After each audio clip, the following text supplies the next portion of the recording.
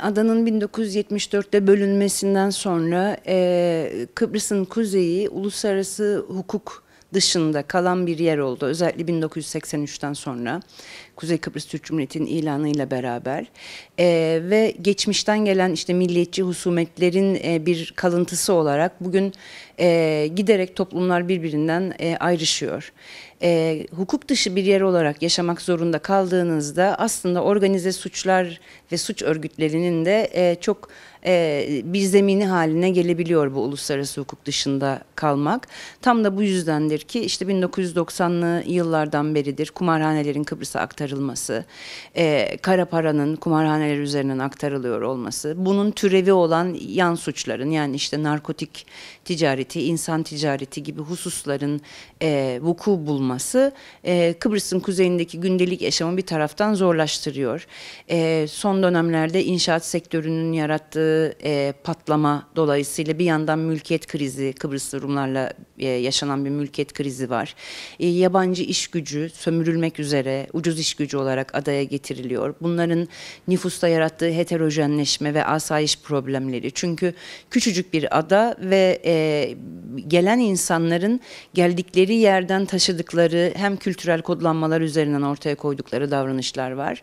Hem de işte bu asayiş problemini besleyen bir takım suçlar işleniyor.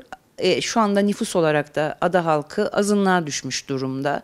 Yurttaşlık politikasının istismar ediliyor olmasından dolayı adaya gelip de bir süre yaşayanlara yurttaşlık verilmesi siyasal iradenin de çarpıtılmasına neden oluyor. Yani Kıbrıslı Türkler çok uzunca bir süredir kendi seçtikleri insanlar tarafından yönetilme hakları gasp edilen bir toplum olarak yaşıyorlar.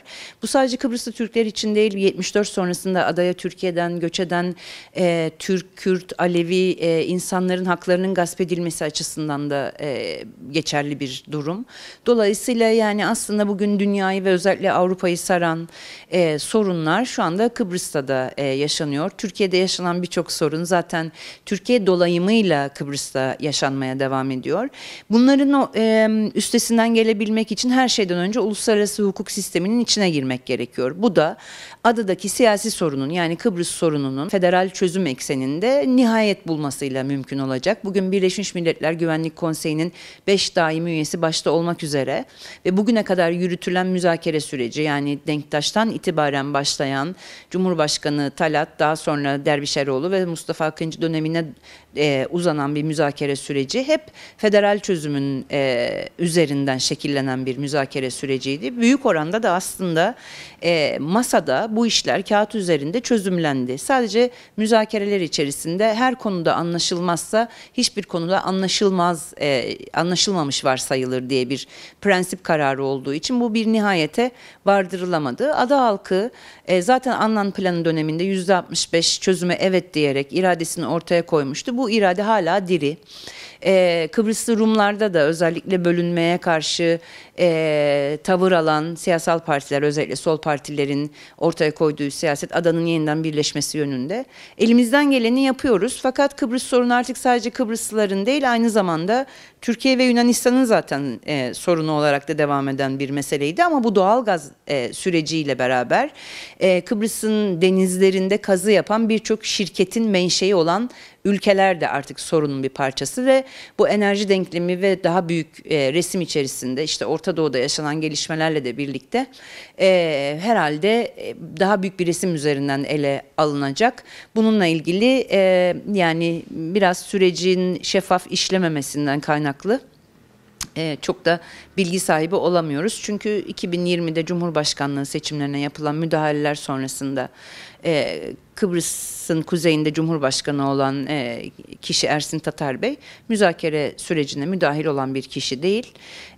Yakında Ekim'de Cumhurbaşkanlığı seçimleri olacak. O seçimlerde eğer federal çözüm yanlısı bir lider göreve gelebilirse Kıbrıs sorunun da çözümlenebileceğine inanıyorum. Şu anda Kıbrıs'ta İngiliz üsleri var ve daha önce bu üslerden uçaklar kalktı. Buna itiraz ediyoruz zaten. İsrail'in şu anda Gazze'de ve yıllardır Filistin halkına yaşattığı zulüm, Trump'ın Amerika başkanı olmasıyla beraber dünya dünyanın çok daha böyle otokratik liderler dönemine doğru kayması ve bütün dengelerinin demokrasi aşındırması üzerinden vuku buluyor olması hakikaten çok endişe verici. Bunun ne olacağı şu anda çok öngörebildiğimiz bir durum değil. Yani dengeler sürekli değişiyor. Umarım bölgede barış olması için gerekli adımlar atılır. Yani Türkiye'nin jeostratejik önemi bir kez daha gözler önünde ve burada barış yönünde çabaların ortaya koyuluyor olması ve bunun bölgeye yansıması ve bizim açımızdan önemli. Ayrıca şunu ifade etmek isterim ki yani Kıbrıs'ta bulunacak bir çözüm sadece Kıbrıslı Rumlarla Kıbrıslı Türklere değil aslında bölgeye de bir istikrar getirecek diye düşünüyorum. Çünkü cadı kazanı olarak devam eden bir Doğu Akdeniz politikası ve bunun üzerinden dönen enerji pazarlıkları şu anda maksimalist, çatışmacı, kutuplaştırıcı, şiddet üreten politikalara doğru evriliyor. Geçtiğimiz yıl başlayan bir süreç var Atina Anlaşması ile beraber. Türkiye'nin burada Yunanistan'la bir bölgesel barış için adım atabiliyor olmasının bu anlamda önemli bir gösterge olabileceğiyle ilgili bir yorum yapsam yerinde olur diye düşünüyorum. Ama bunun yanında şu anda Trump'ın Orta Doğu'ya yönelik irrasyonel politikaları ve İsrail'in arkasında duruyor olması maalesef sürecin giderek kritikleşeceğiyle ilgili izlenimler veriyor. Şimdi çatışma yaşanan her yerde kadınlar savaşın birinci mağdurları oluyorlar. Erkekler de savaşıyor, kadınlar da savaşıyor ama kadınlar savaş sırasında sadece yerlerinden edilerek değil ya da öldürülerek değil, tecavüze maruz kalarak çeşitli yoksullaştırma politikalarının mağduru olarak çok büyük sıkıntılar yaşıyorlar. Bu dünyanın her yerinde böyle oldu. Irak'ta da böyle oldu. Türkiye'de yaşanan, doğuda Kürtlere yönelen şiddette de böyle oldu. Kıbrıs'ta da böyle oldu.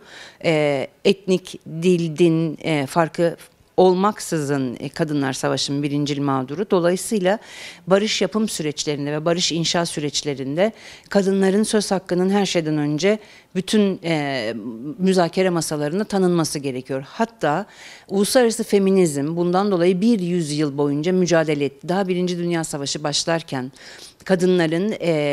kadınlar bu savaşların mağdurudur. O yüzden barış yapım süreçlerinde masada olmalıdırlar talebi 2000'de Birleşmiş Milletler Güvenlik Konseyi'nin 1325 sayılı kararıyla kabul gördü ve ondan sonraki süreçte Avrupa'da yaşanan çatışmalarda ve başka diğer kontekstlerde de kadınların müzakere sürecine müdahil edilmesi için gereken bir takım adımlar atıldı. Bunların ne kadar sonuç verdiği ve bazılarının aslında sadece göstermelik olarak yapıldığı da tartışılabilir ama biz kadınlar olarak barış yapım süreçlerinde söyleyecek sözümüz ve değiştirecek gücümüz olduğunu söylemekten vazgeçmeyeceğiz.